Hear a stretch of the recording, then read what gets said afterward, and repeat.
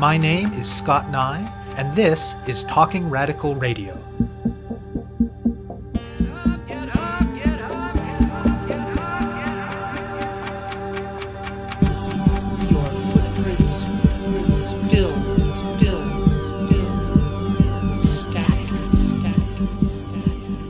Hello and welcome to Talking Radical Radio, where we bring you grassroots voices from across Canada. We give you the chance to hear many different people who are facing many different struggles, talk about what they're doing, how they're doing it, and why they're doing it, in the belief that such listening is a crucial step in strengthening all of our efforts to change the world. On this week's show, I'll be speaking with Tara Ehrcke. One of the central themes in grassroots climate politics in recent years has been the push to recognize that addressing the climate crisis cannot be divorced from struggles for justice. However, being able to articulate those connections is one thing, but it's quite another to do the hard work to build support in movements to shift priorities, goals, and actions on the ground.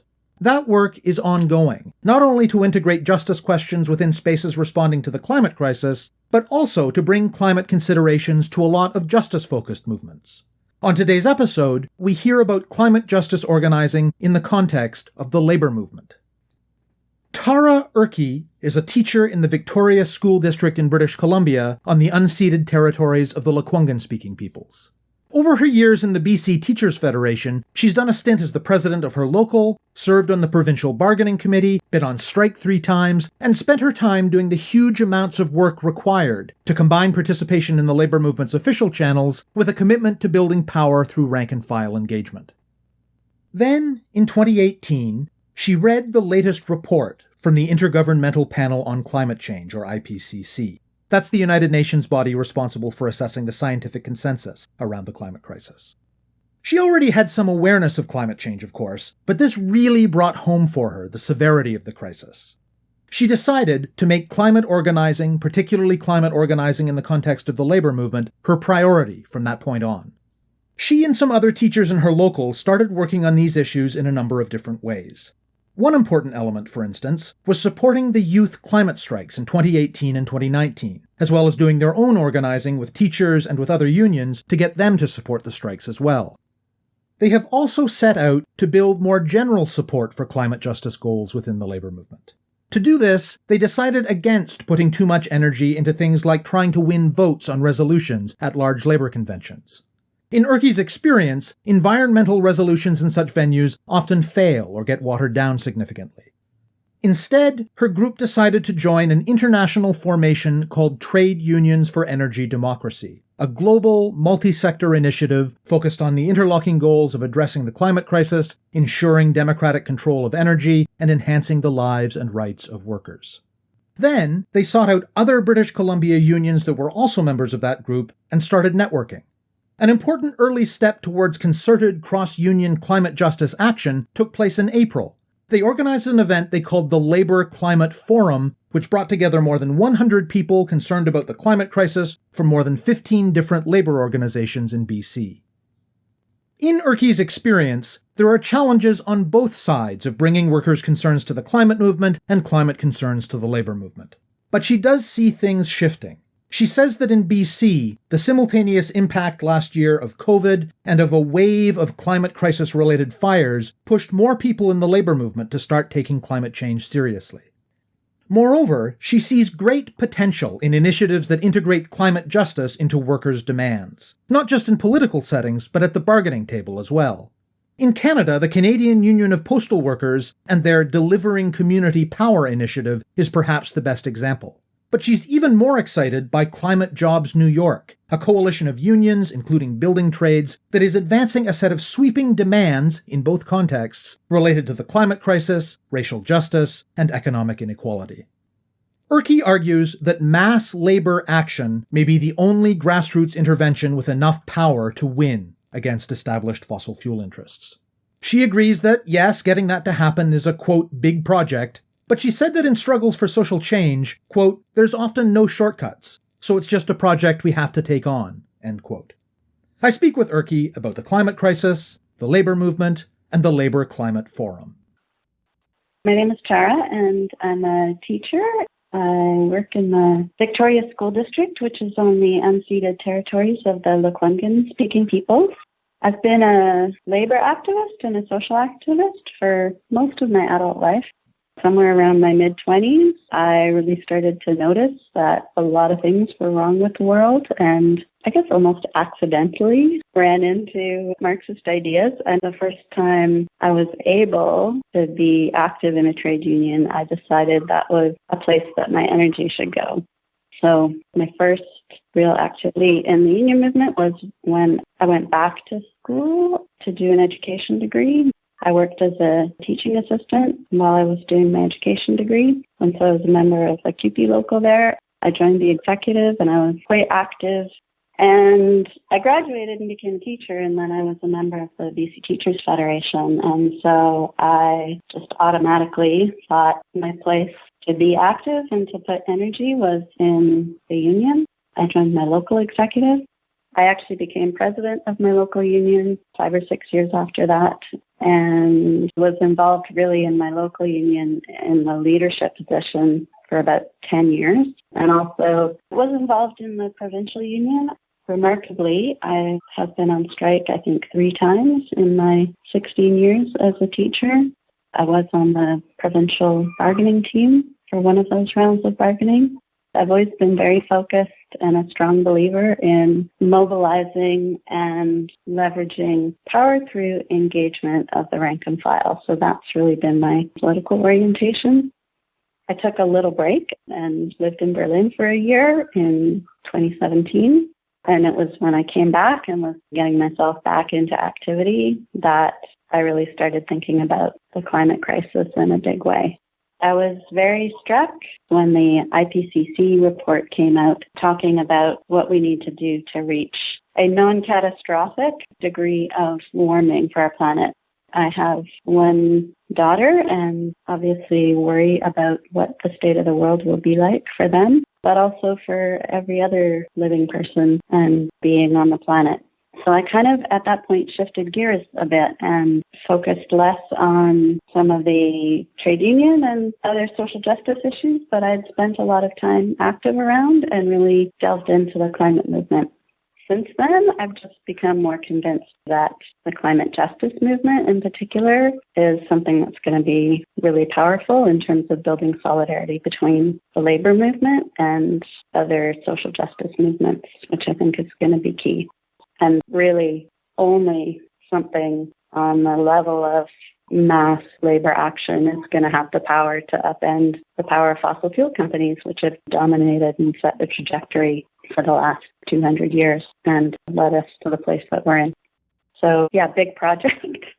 But also, I firmly believe that in many ways, there's often no shortcuts. So it's just a project we have to take on. The Labour Climate Forum arose from a group of unions who had joined an international organization called Trade Unions for Energy Democracy. This is an international grouping that focuses on bringing together unions that want to see a just transition and want to ensure that that's public. I had been to a few big labor meetings, like the BC Federation of Labor, for example, and watched as environmental-oriented motions often got defeated or watered down to the point of being ineffective, primarily because there were so many varied interests and there was a tendency, in my view, for large labor groupings to choose to do nothing or not to take a stand if there was even a small group who was opposed.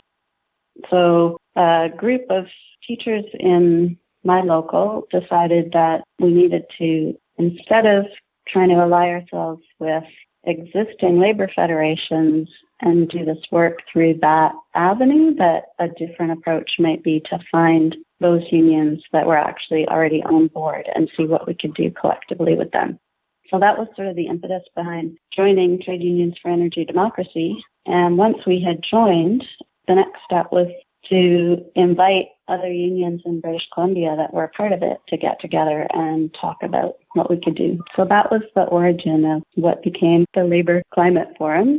in the course of those meetings, we decided a first step would be to organize an event and try and connect different activists in both our unions and in the broader labor movement to basically start a discussion about labor's role in the climate crisis.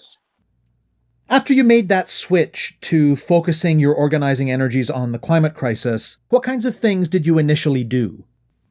A lot of people within my local, I think, were engaged in the environmental movement and have been much longer than I was. So it wasn't hard to connect with people that had been thinking about these things. Probably the turning point for many folks was not just the report that was put out, but also the student strike movement. I got involved in those. My first instinct really was that the student protest movement was going to be really influential and had the potential to sort of springboard into worker action. And so I started talking to the other teachers around me. Because we're teachers, it was probably particularly impactful because these were students in your classes and the walkouts were happening from school. And so there was kind of a direct connection with your workplace, and teachers were automatically kind of confronted with it. It was very much a live discussion topic. So building from that, a group of us decided that we should be really supportive of what was going on, and we started to organize. And then within that, we were also looking at what can we do on a provincial level and what can we do more within the trade union movement. That fall day, there was quite a bit of effort to get unions to go out with students. We weren't as successful out here in the West, although in Quebec, I know there were a number of unions that did actually have votes and kind of join officially. Here we had lots of people bring their students and participate as individuals, but we didn't really get to the point where we saw whole groups collectively choosing in that same way. It was around that time and trying to say, well, what's the next step in terms of workers' role in the movement? I and others started thinking maybe a little more about what some of the barriers were going to be in terms of that. Much of the debate's been around whether people are prepared to do something that is illegal because you're not in an official strike capacity when you're doing that. So the group of teachers that I work with in the Victoria local, we actually established ourselves officially as a Climate Justice Committee within our local, and we've been taking motions at the provincial level, but then also trying to sort of navigate these questions about what's the best way or what's an effective way or what's a way that working people will feel empowered and confident to take action that's connected to them and the workplace. Talk more about the barriers to bringing the labor and climate movements together. It's kind of harder than I thought. There's a strange division sort of on both ends because of historical division, that kind of vulgar environmentalist thing. Environmentalists within the labor movement often feel a little bit isolated and that they have to kind of work on their own and that they can't necessarily win the whole union or the broader labor movement over to a position. That's something that's not, a bread and butter issue necessarily. So the climate crisis is a major health and safety issue. It kind of is bread and butter. And then it goes the other way, too, where a lot of people in the environmental movement, I find, or in the climate movement, they're workers, but they don't think of themselves as workers, or they don't think of their union necessarily as an avenue for social change. Recently, there's an effort in British Columbia to start a provincial environmental network. It was a big meeting, but 200 people came to this meeting with 175 organizations. I had been invited because of my membership in Parent Group and Climate Justice Group, but I thought, I should sign up our little union Climate Justice Committee, and we were the only organized labor representatives there. Amongst this quite large group with broad representation across the environmental movement, people did not bring forward the idea that, we have to connect with labor and we have to get them on board and make them part of this community. So kind of both directions. We don't necessarily see people making that connection. But I have to say that the group of folks that got together, Free Trade Unions for Energy Democracy. I think it was helpful that if you were a union and you had already signed up to be a part of this group, you'd kind of already had this conversation to some degree. You already felt that your union had a role in climate issues, in the just transition, and so on. So that was helpful that the group of us who were the organizing committee, so to speak, for the forum were already coming from that place. And our initial goal really is to find those people who want to start building this connection. That said, I think the terrain is shifting quite a bit, and even over the last year and a half, a lot more people, especially within the labor movement, are starting to really see the climate as an issue that is going to be a worker issue. I mentioned before about seeing it as a health and safety thing, and that's really coming to the forefront. I think when the fires hit during COVID last fall, as teachers, we were faced with this absurd catch-22. Well, you're supposed to be outside because of COVID, but you have to be inside because the smoke is intolerable and you can't breathe. And so the issues of adaptation to climate-related weather events are, I think, bringing the bigger question of global warming and where we're going to a lot of people's minds that hadn't really been thinking about it. So, in organizing the Labor Climate Forum and at the event, how were participants distributed within the labor movement in terms of sector, geography, union, and so on?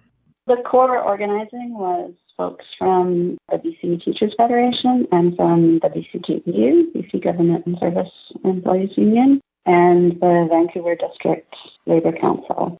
Like, those organizations officially endorsed the event and also put the money up to make it happen. That said, we had really good participation from CUPW. And that is the Canadian Union of Postal Workers. At the end bit, and I feel really confident that we're going to be working with them more in the future. CUPW actually has the most well thought out, sophisticated, just transition bargaining platform of any union in Canada, I would say. We did also have people connect here and there at the organizing level from Move Up, and I believe we had somebody from HSA. So there was, I think, some more interest there, but not quite the capacity to be involved at the organizing level. In terms of the participants in the forum, there was quite a range. We were fortunate that most of the Labour Council did advertise for us, and we also had the BC Federation of Labour. I'm on the climate working group there, and they did distribute the information as well. So it's been helpful having the official endorsement of a few of the large unions and then being able to really use those existing networks to try and reach people. I haven't counted them up, but there were 100 people who attended the forum, and I'd say they represented between 15 and 20 different organizations, probably more tilted on the public sector side, definitely, and not surprising since the two main organizing unions are both public sector unions as well. But definitely there were folks who heard about this through those Labour Council type networks and were new to us and we're new to them. So hopefully we can build on some of those connections moving forward. What was the substance of the forum? We had an opening plenary with 3 speakers, and then we had a series of workshops, and then we had a closing plenary with a youth panel. So the opening plenary, we had Jane McAlevey and John Cartwright and Slado, also known as Molly Wickham. We were really trying to connect some different ideas together there. Jane McAlevey is an organizer from the U.S. She's very focused on building worker power, but she's also very cognizant of the climate crisis and really puts forward the argument that we're not going to address the climate crisis without the power of labor, that there is no other power that represents the voice of the many that is strong enough to actually move the interests that we're up against.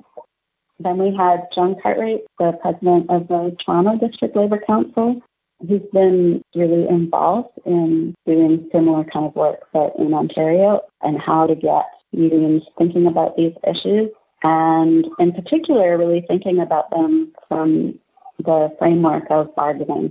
So he talked about some really motivating examples. One of the ones that actually both he and Jane mention is Climate Jobs New York, which I think is a pretty incredible exemplar of what labor can do when they're really motivated. So this is a group of 12 unions that in the aftermath of Hurricane Katrina really realized that things had to change and that they had to be involved in that change and what it would look like, and formed a coalition and also took a climate justice position that racial equity and inequality also had to be a piece of what the just transition was going to look like. And with that kind of framework, this group put together a policy platform and then jointly agreed to both lobby the state, but also work through their bargaining avenues on really major initiatives, significant targets involving wind power. They have in their platform serious public transit, high-speed rail across the state, retrofitting public buildings, solar on all schools. So that kind of level of platform demand. To see an example where the scale of the demands are at least approaching the scale of the crisis is incredibly inspiring and refreshing.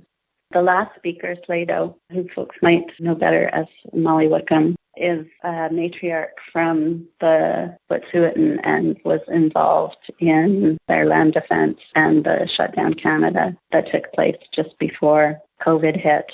We really wanted to integrate that justice piece that was not just about inequality, but definitely we also need to be thinking about racial inequality and respecting the rights of Indigenous people. And then we had workshops. So each of the keynote speakers gave a workshop, and I gave a workshop along with James Kokola, who's one of the executive vice presidents in the BCGEU. Our workshop was called Bargaining for Climate, and we started to really initiate that discussion about looking at examples like Climate Jobs New York. We also had a workshop on green investing and that whole question of divestment from fossil fuels. And CUPW did some workshops presenting how they put their building community power proposal together and how that conversation took place within their union and what that's going to look like in their next round of bargaining in terms of really trying to integrate that into their bargaining package. And then our closing panel, we had 5 youth speakers who've been involved in the climate strikes, talking about their perspective and where their movement is right now and how we can build better links between labor and youth. You've alluded already to the fact that there are segments of the labor movement that are at best suspicious of climate organizing and in some cases actively hostile because they're coming from a particular, I would argue, narrow understanding of the interests of their members. If you're having a conversation with someone coming from that perspective, how do you make the case that labor should get on board with grassroots climate-related demands? Jane McAlevey, one of our keynotes, argues that, for starters, we need to focus on the 90% where we agree and not the 10% where we disagree. She says, in particular, pipelines, for example, have in many places become battlegrounds. And she talks about, with Climate Jobs New York, how one of the things they did was consciously decide to have unions only so that they could have conversations without immediately ending up in those kind of debates or conflicts. As I said before, the conversation's getting easier because the impacts are starting to be things that people are directly experiencing. And the health and safety frame is definitely one that folks in the labor movement are very, very familiar with. And I think there has been a shift. I think also that the success of the movements around a Green New Deal and a just transition and the fact that we're starting to see some governments put some resources there has also awoken some of the labor leadership, actually, to the idea that there will be a response by government and that labor has a choice. Either you're involved in what that response looks like and you have some influence over where it goes, or you're not. Do you want, retrofitting jobs, renewable energy work to be minimum wage work, or do you want actually the union movement to be involved in saying what kind of work that is, how you transition people from the unemployment that comes along with shutting down sectors of the fossil fuel economy? In the public sector, there's a whole argument about part of the transition has to be not just from fossil fuels to renewable, but actually where our resources spent in our economy, and shouldn't much of that be actually in work that's around quality of life, healthcare, education, childcare, elder care. On one level, the course of events is just meaning that the debate is necessarily going in a certain direction, because the crisis actually just can't be ignored, and it either decides to be part of a discussion about what that transition looks like or loses out in the end. And so that's motivating sections of the leadership, maybe that weren't really on board or that were afraid of creating those kind of divisions. In the climate justice in New York, they did have fossil fuel workers as part of their coalition. They did have their building sites. So I think we will be in a place where there's going to be an acknowledgement that the transition piece is happening. What's happening next for the informal network of activists that organized the recent Labour Climate Forum? Definitely trying to engage the folks who attended and so to broaden the network. I think we all see it as important that we work within our own organizations on broadening the conversation about the climate crisis. You need to win over a majority within your own organization to be taking on these issues, but also there are so many opportunities for us to be working collaboratively with other unions. And it's the question that we're grappling with now is, are there ways that we can sort of integrate those two things or make them complementary to each other? In terms of what we actually want to put forward as some potential significant demands in the near future, I think there's some really obvious areas where it makes sense to be looking at doing that in a collective manner.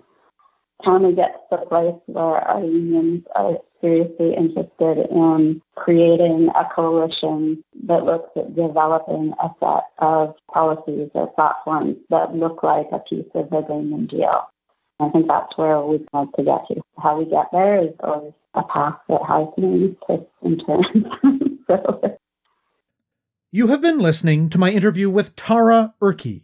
We've been talking about the labour movement, the climate crisis, and the recent Labour Climate Forum. To learn more, go to labourclimatenetwork.ca. To find out more about Talking Radical Radio, the guests, the theme music, and the ways that you can listen, go to talkingradical.ca and click on the link for the radio show. On the site, you can sign up for email updates or follow us on Facebook, Twitter, iTunes, SoundCloud, and other platforms. I'm Scott Neigh, a writer and media producer based in Hamilton, Ontario, and the author of 2 books of Canadian history told through the stories of activists, published by Fernwood Publishing. Thank you very much for listening, and I hope you tune in again next week.